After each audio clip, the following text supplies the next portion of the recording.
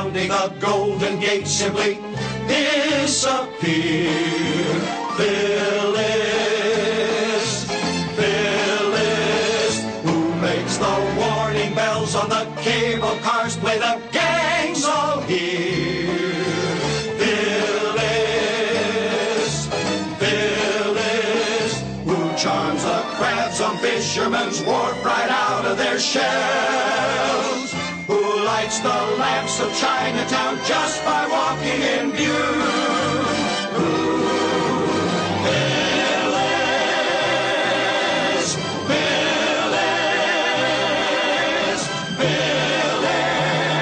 It sure isn't you. You're having dinner with me this evening.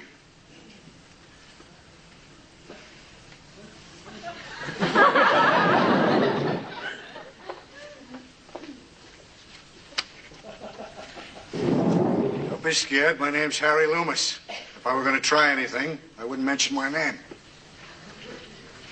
Maybe that's not your name. Look, see? H.L. Harry Loomis. Maybe that's not your jacket. How'd I know you didn't steal it from Eddie Lamar? You and me are going to get along just fine. Mr. Loomis. Call me Harry. What's your name? Mrs. Phyllis Lindstrom. Oh, that's too bad. I'm a widow. Well, that's great. A recent widow. I still wear black shoes.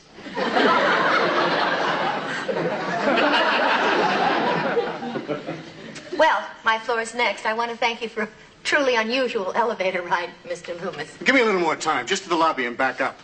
I like you. I like your style. You got a lot of life in you. And you're one of the most attractive women I've ever seen. I am a little early from my dentist anyway. So, you're a widow. You want to know anything about me? Like what? I don't know. Ask me if I'm rich. Are you rich? Funny you should ask. You know this building we're in? I own it. No, you don't. Yes, I do. No, you don't. It's worth $2.5 million. You don't own this building, Mr. Loomis. And why do they call it the Loomis Building? You're Loomis?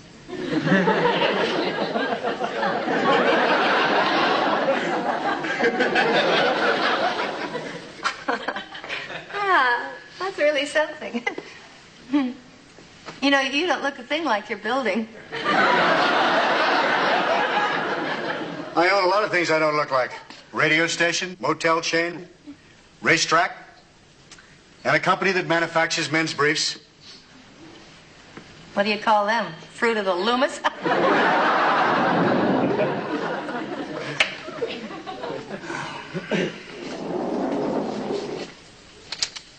This man's name may very well be on your shorts.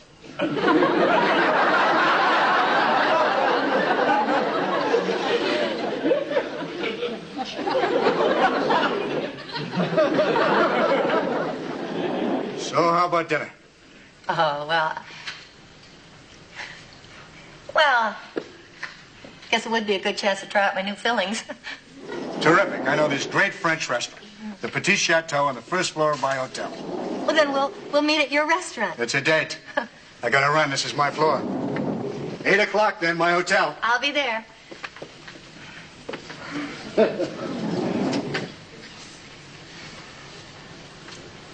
You busy tomorrow night? Ahoy, mateys! 9 bells and all is well. Excuse my nautical jargon, but I spent yesterday on Harry's new $800,000 yacht. How do you know it was $800,000? He left the price tag on it. Oh, I am still a little wobbly. Haven't lost my sea legs. At least yours match.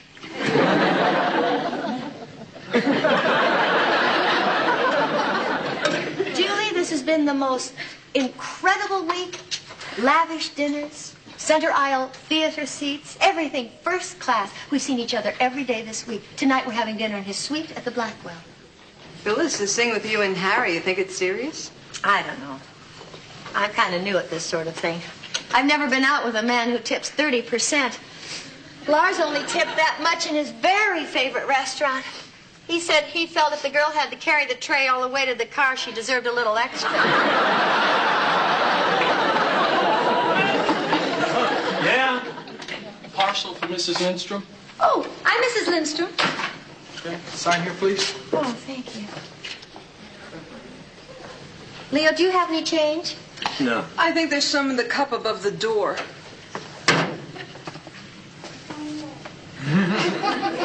Here's your other alarm.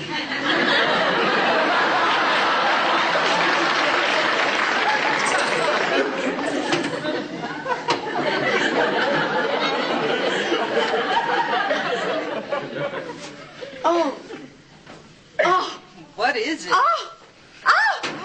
Oh, wow, a diamond pin. Yeah. And it's shaped like a duck. Tiffany's. Oh, Phyllis, that's probably a very expensive pin. To Phyllis in appreciation, Harry. Well, at least you know you didn't go cheap. Leo.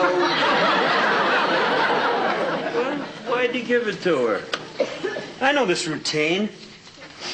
I take a girl for a hamburger, I expect a kiss goodnight. If I buy her a Big Mac, I expect a little nuzzling on the couch. And when I buy her a quarter pounder...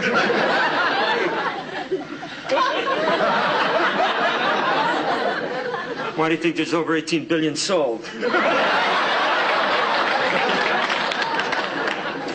right, Leo. I'll get Harry on the phone.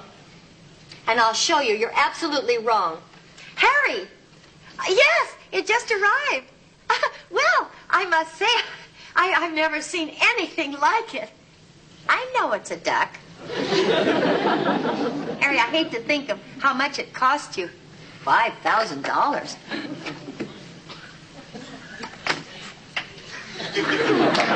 Harry, what did you mean in appreciation?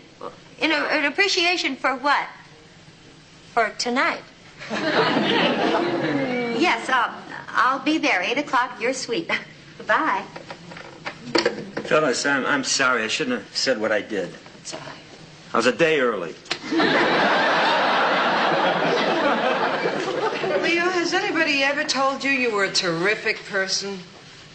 Well, no. Ever wonder why? Well, I'll just give it back. That way I won't owe him anything. When I think about it, I am a little insulted that he gave me this. Do you think he can buy me with a crummy diamond duck? I have dignity. I have self-respect. Besides, I can't do anything worth $5,000.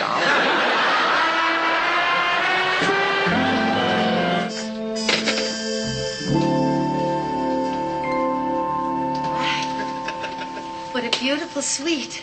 $350 a day.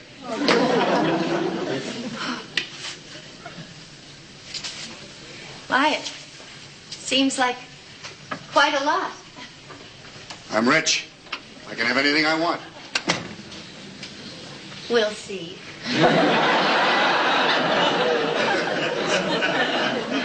Where's the pen? Harry, I've given the matter a lot of thought. It isn't easy for me to say this. I understand. Phyllis, you don't want the duck. I'll take it back. It's no problem. Oh, thank you. Oh, I feel so much better now. You want a ruby snake, $6,000? Harry, you... An emerald buffalo, $7,000. Harry... How about a diamond gorilla, $10,000? Harry, Phyllis, what is it? You don't like animals? It's so expensive. It's nothing. I make that much in the stock market in one day, a bad day. You do? What do you make in a good day?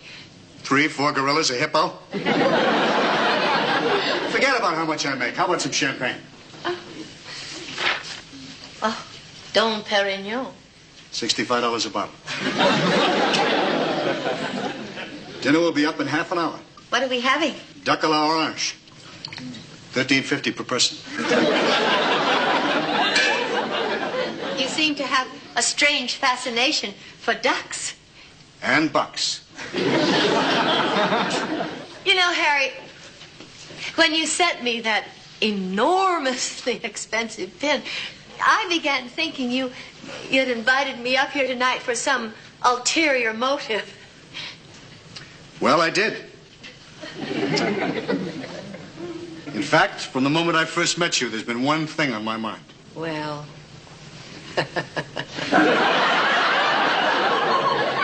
You and 1,000 like you. Harry, thank you for the champagne. I'm leaving. Phyllis, I want you to be my wife.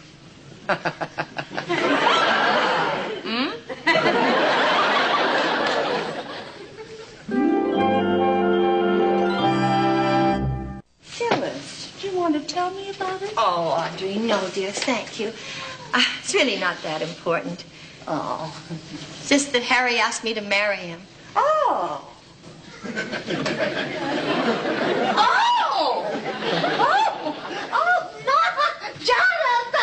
Jonathan, come down here. There's going to be a wedding. Phyllis is getting married. Have you set the date yet? There's no wedding, Audrey. I haven't even given him my answer yet. Oh. Phyllis! What wonderful news. I couldn't be happier. Oh, forget it, Jonathan. There's not going to be a wedding. I see. Was this a drill?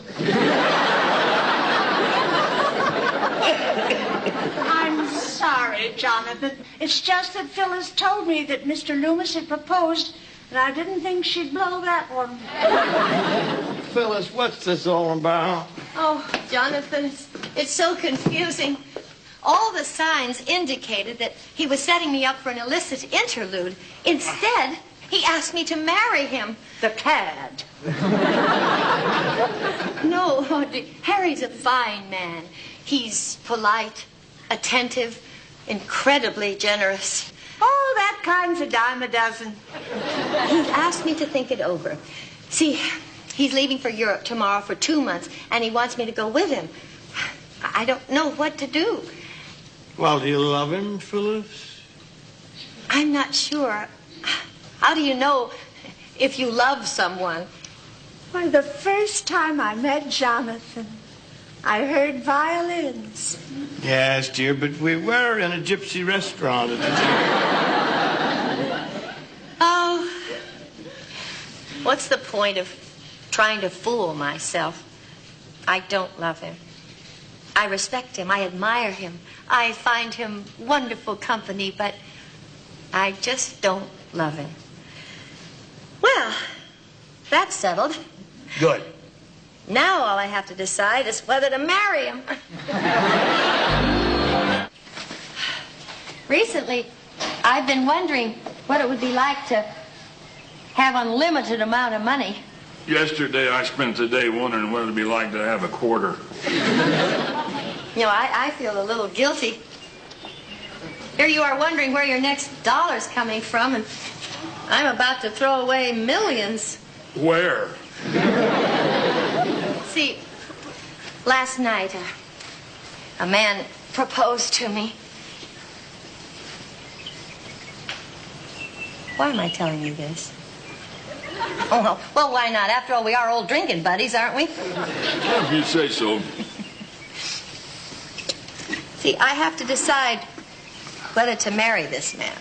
I know he's handsome, No, witty, no, cultured, sexy. no. What's this bozo got? Millions of dollars. Sounds like a terrific felon.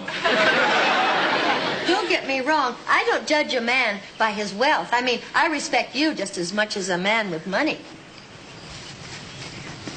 You love me? No. You don't love him? No. But you ain't considering marrying me. All right, so what's wrong with wanting to be rich? I'm tired of cutting corners. I mean, do you ever try to get by on $130 a week?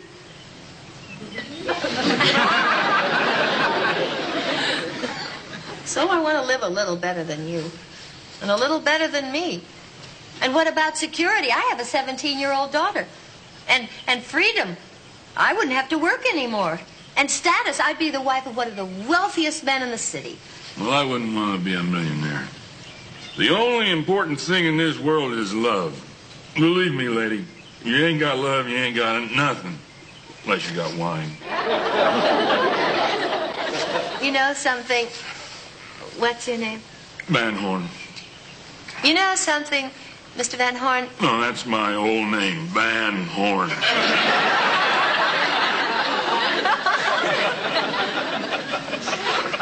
Mr. Horn? You are a hopeless romantic. Takes one to know one. Oh, all that money. Well, you know that ain't important. I know. It's just when I think of all the things that Harry's money could have bought me. Well, like what? Oh.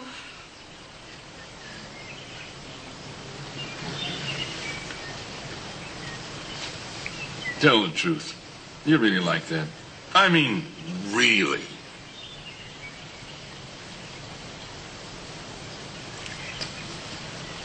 No. Can I have it?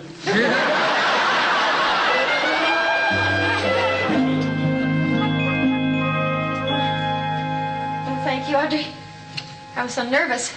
I couldn't fasten it. I feel a little guilty, like I'm an accessory to a kiss-off. Poor Harry. His only mistake was falling prey to my natural allure.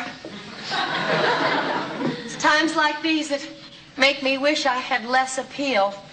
Don't blame yourself, dear. I'm sure you have far less appeal than you think. That's Harry. Audrey, if there's any yelling and screaming... Don't worry, dear. We'll keep it down until Harry leaves.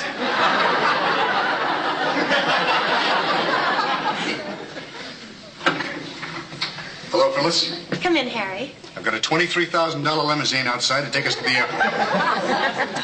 Harry, I know how you feel about me. And believe me, the last thing in the world I'd want to do is to hurt you. But Harry, I'm not going to go with you. Okie dokie. Wait a minute. Don't you want to know why? Phyllis, I'm a businessman. I make offers. Some are accepted, some are not. That's business. Oh, Harry, please come in. Sit down. Phyllis, you don't owe me any explanations. No, I want you to understand. Harry, I can't marry you because if I did, it would only be because of your money. What else? I consider my money to be my most attractive feature. Other men have big shoulders, big muscles. Me, I've got big bucks. You want to fill my wallet?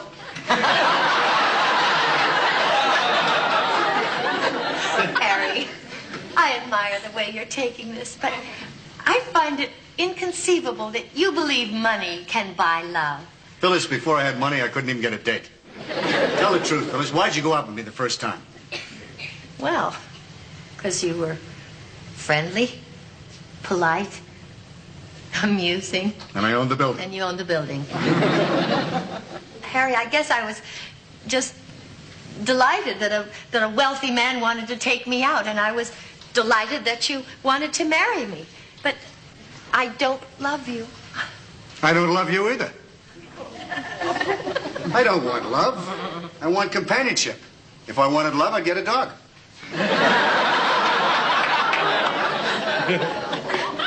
I wanted love, and I got Lars. I don't know if you can understand this, but Lars and I were deeply and truly in love. And that love grew with every passing day, making the hard times bearable and the good times wonderful. Maybe it's an old-fashioned concept, marriage for love. But that's the only way I'd ever get married. You want to live together? Phyllis, I gotta go. I hope we'll always be friends. Well, thank you for this wonderful week. Goodbye, Phyllis. Goodbye, Harry. Harry, I know it's nothing to you, even though it's a fortune to me. And I don't know, maybe it's something you'd like me to keep as a memento to remind me of this wonderful week we spent together. But somehow, I don't know if I feel right about keeping this. Okie dokie.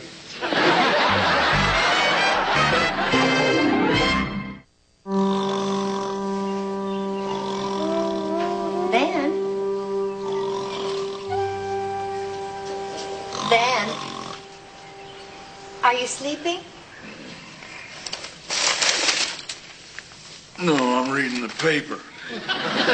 Did you know the ballet's in town? Remember that millionaire I was telling you about? He sent me a case of this very expensive wine from France. And since you shared your wisdom with me, I wanted to share my wine with you. Well, I'll swap wisdom for wine any day.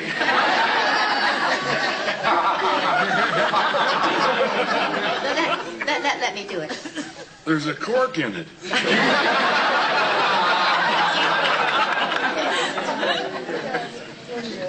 This is a very rare wine.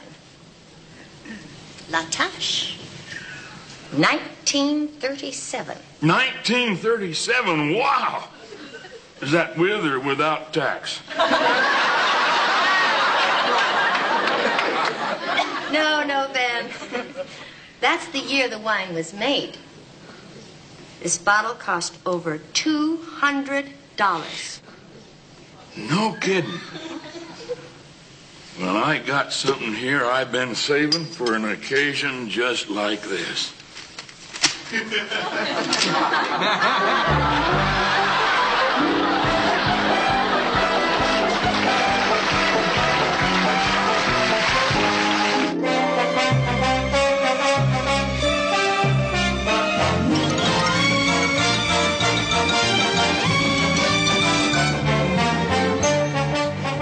You're watching ALN. Here's what's coming next.